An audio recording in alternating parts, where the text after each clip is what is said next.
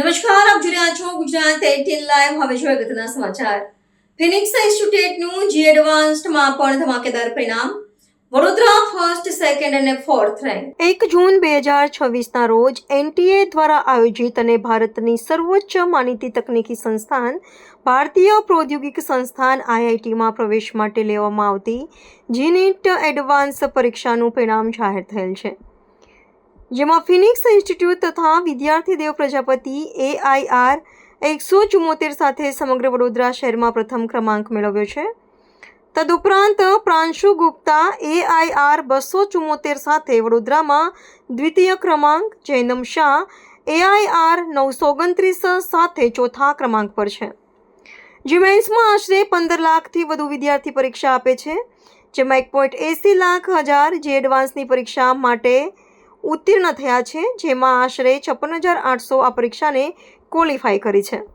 Phoenix ઇન્સ્ટિટ્યૂટના 3 વિદ્યાર્થીઓએ AIR under 1000 rank મેળવ્યો છે, 6 વિદ્યાર્થીઓ AIR અંડર 2000, 15 વિદ્યાર્થી AIR અંડર 5000, 33 વિદ્યાર્થી AIR અંડર 10,000 અને આશરે 45 જેટલા વિદ્યાર્થીઓએ AI અંડર 15,000 પ્રાપ્ત કરેલ છે.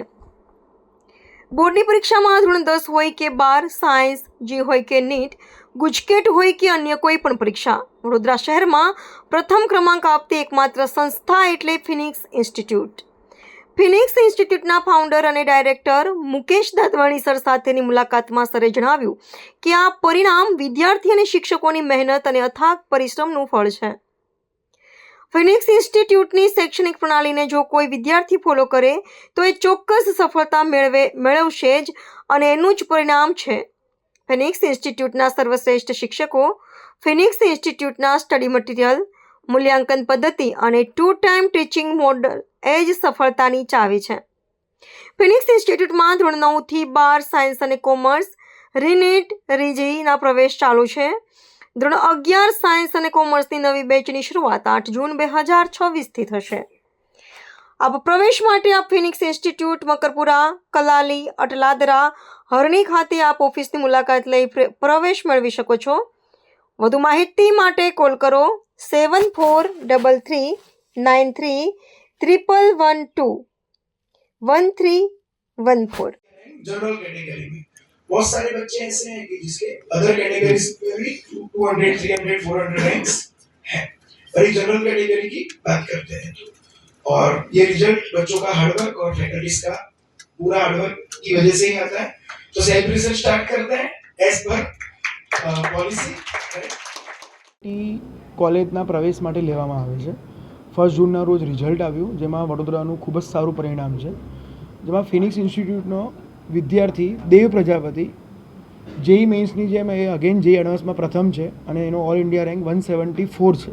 All India rank 174. તેના માર્ક્સ 261 હતા 360માંથી. સેકન્ડ વડોદરા પણ ફિનિક્સથી જ છે, પ્રાંશુ, જેનો ઓલ ઇન્ડિયા રેન્ક 274 છે, અને વડોદરા ફોર્થ પણ ફિનિક્સથી જ છે અને ઓલ ઇન્ડિયા રેન્ક 926 છે. ફિનિક્સના 3 વિદ્યાર્થીઓ અંડર 1000 રેન્ક છે, અંડર 1000 રેન્ક છે.